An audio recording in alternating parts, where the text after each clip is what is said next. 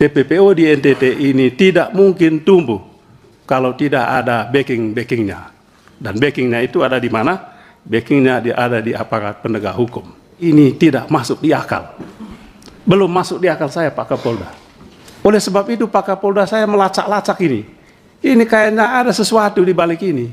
Apa yang saya temukan? Yang saya temukan adalah orang yang dulu memasukkan Rudy Soe ke BUI, kasus TPPO ini ada di Polda NTT ini. Saya duga ini adalah balas dendam. Saya duga Pak Kapolda ini dikerjain oleh anak buahnya. Hanya untuk menghukum saudara Rudy Soe. Mengapa? Anda masuk akal ini Pak Kapolda? Kali ini ada berita yang sangat hangat sekali. Dan ini Bapak Benny Kaharman dari Komisi 3 DPR ini sangat pedas sekali ya. Memberikan sebuah paparan-paparan terhadap Kapolda NTT ya. Di sini terkait Rudy Soe yang diberhentikan dengan secara tidak hormat, tentunya di sini dibawa ke Komisi 3 DPR. Dan di sini Bapak Benny Kaharman Skakmat Kapolda NTT ya, di sini dikasih wejangan-wejangan dan apa wejangan-wejangannya, dan ini tentunya sangat seru sekali. Mari kita simak video selengkapnya. Oleh pimpinan Dewan sejak reformasi. Apresiasi lebih karena diperbolehkannya pimpinan DPD, pimpinan majelis yang sangat kita banggakan, hormati, anggota DPR juga, untuk duduk menjadi pendamping masyarakat yang diwakili untuk menyampaikan pengaduan kepada lembaga dewan yang saya hormati. Mudah-mudahan ini awal baru yang akan kita kembangkan terus ke depannya. Dan mohon dicatat, sayalah nanti yang akan pertama kali juga mengajukan permohonan setelah ini. Jadi pelapor. Untuk melaporkan dan mendampingi saya punya konstituen yang ingin menyampaikan masalah. Wow, keren ya. Bapak Benny Kaharman ini memang di Komisi 3 ya, DPR ini memang sangat vokal ya. Beliau ini kalau bicara lemah, lembut, akan tetapi mengenai ya. Jadi ada maknanya setiap pembicaraan itu ya. Yang kedua, pimpinan yang saya banggakan. Kasus TPPO NTT bukanlah kasus yang baru terjadi kali ini. NTT dikenal sebagai provinsi yang menjadi surga untuk TPPO ini. Sekian ratus yang meninggal dunia. Dan kalau saya ingat Rudy Soe, saya ingat TPPO ini. Itulah sebabnya saya membantu penuh saudara Rudy Soe ini untuk menyampaikan apa yang menjadi permasalahan utama di daerah NTT ini. Jadi Bapak Benny ini membela Rudy Soe ini ya. Jadi Rudy Soe adalah simbol bagi masyarakat NTT, sebuah provinsi yang dikenal paling miskin, terkebelakang, bahkan pernah dituding sebagai provinsi yang paling miskin. Oleh sebab itu, kalau saudara Rudy Soe pada saat ini diperlakukan dalam tanda kutip tidak manusiawi, maka tidak aneh kalau segenap tokoh di NTT angkat bicara soal ini. Apa betul saudara Rudy Soe melakukan hal-hal yang dituduhkan kepadanya? Saya ingat 15 tahun silam, saudara Rudy Soe juga dijebloskan ke BUI. Oh, jadi sudah pernah masuk ke BUI ternyata ya Rudy Soe ini ya. Permasalahannya apa coba ya? Hanya untuk membela kasus TPPO. Dan saat itu saya juga menjadi anggota Dewan di Komisi 3. Dengan penuh keberanian saya mengunjungi saudara Rudy Soe di Rutan Kupang kala itu. Ketika tidak ada yang berani mengunjungi Rudy Soe, saya datang ketemu beliau di Rutan. Saya masih ingat Rudy Soik mencium tangan saya, Pak Ketua. Saya bilang, mengapa kau cium tangan saya? Kaulah Tuhan bagi saya, kata dia. Wow, kaulah Tuhan bagi saya, katanya ya.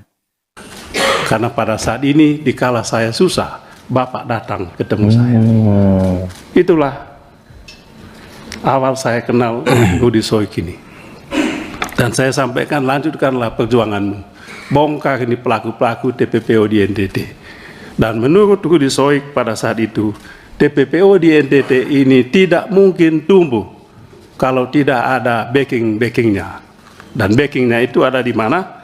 Backingnya ada di aparat penegak hukum. Ternyata backingnya di aparat penegak hukum ya. Jadi tidak mungkin jika tidak ada backingnya seperti itu ya, katanya ya, teman-teman ya. Itu katanya Rudy Soik pada saat ini. Jadi kayak TPPO itu mulus sekali mungkin kan gitu ya, mulus. Dan ternyata mulusnya itu ternyata di belakangnya itu tidak mungkin jika tidak ada backingnya seperti itu. Ketiga, masalah pemecatan terhadap saudara Rudy Soik hanya karena ada kesalahan dalam penanganan kasus BBM yang diduga melibatkan pengusaha hitam setempat. Oh gitu, ya. Dan ditengarai bekerja sama dengan pejabat di lingkungan Polda, yang kemudian dia dihadapkan pada sidang kode etik. Saya sampai saat ini tidak masuk di akal. Belum masuk di akal saya, Pak Kapolda.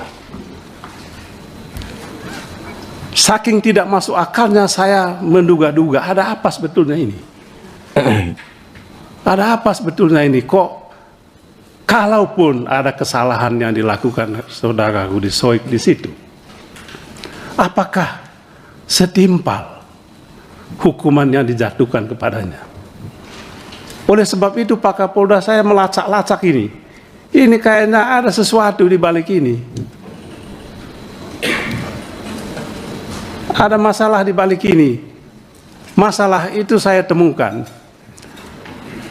Apa yang saya temukan? Yang saya temukan adalah orang yang dulu memasukkan Rudy Soik ke BUI, kasus TPPO ini ada di Polda NTT ini. Saya duga ini adalah balas dendam. Gitu. Jadi intinya dulu yang pernah memasukkan ke BUI itu ada di situ ya, ada di Polda situ mungkin ya. Bisa jadi ya itu balas dendam ya. Sayang, Pak Kapolda, saya kenal Pak Kapolda ini, orang yang sangat bijak. Baru datang ke NTT juga, mungkin tidak kenal situasi di NTT ini. Saya duga Pak Kapolda ini dikerjain oleh anak buahnya hanya untuk menghukum saudara Rudy Soik. Mengapa? Tidak masuk akal ini, Pak Kapolda. Pemaparan soal kasus BBM ini, kok sampai dia dipecat begitu, yang benar aja lah. Masa nggak ada lagi yang ini lebih dikerjain katanya sama anak buahnya katanya ya. Lebih bijak lagi. Oleh sebab itu, pimpinan, saya sebetulnya sangat sayang pimpinan tertinggi institusi Polda di provinsi sampai dipanggil ke pusat begini, hanya untuk mempertanggungjawabkan sebuah kekeliruan yang saya lihat tidak masuk di akal. Kecuali kalau Pak Kapolda mau membela anak buah, apa punya anak buah. Sayang Pak Kapolda ini diadili di sini, dipermalukan di sini. Iya sih, memang benar ya. Apa tidak ada lagi cara lain yang lebih bijak untuk menangani masalah ini selain soal TPPO tadi? Jangan lupa, sekali lagi saya ingin sampaikan, Rudy adalah representasi, simbol untuk masyarakat NTT. Oleh sebab itu, kehati-hatian dalam penanganan kasus Rudy Soik ini penting kita lakukan. Tentu saya tidak ingin mengintervensi soal hukuman yang diberikan kepada yang bersangkutan, tetapi adalah kewajiban kami untuk meminta pertanggungjawaban. Belum cukup masuk di akal sehat publik, saudara Rudy Soik diberhentikan dengan tidak hormat hanya karena mengungkapkan pelaku-pelaku pengusaha hitam. Mengungkap pelaku-pelaku pengusaha hitam ini berarti membongkar ya pelaku-pelaku oknum mungkin ya. Dan tapi kenapa malah dihukum ya? Kan lucu ya. Yang menjual beli BBM subsidi. Ini pengkhianatan terhadap rakyat sebetulnya. Oleh sebab itu mestinya harapan kami Pak Kapolda berada di posisi Rudy Soik untuk membuka dan menyelesaikan kasus BBM ilegal ini sesuai dengan aturan hukum yang berlaku. Oh, jadi ini BBM ilegal guys ternyata ya. Rudy Soik ini ya membongkar ya sindikat atau mungkin apa namanya?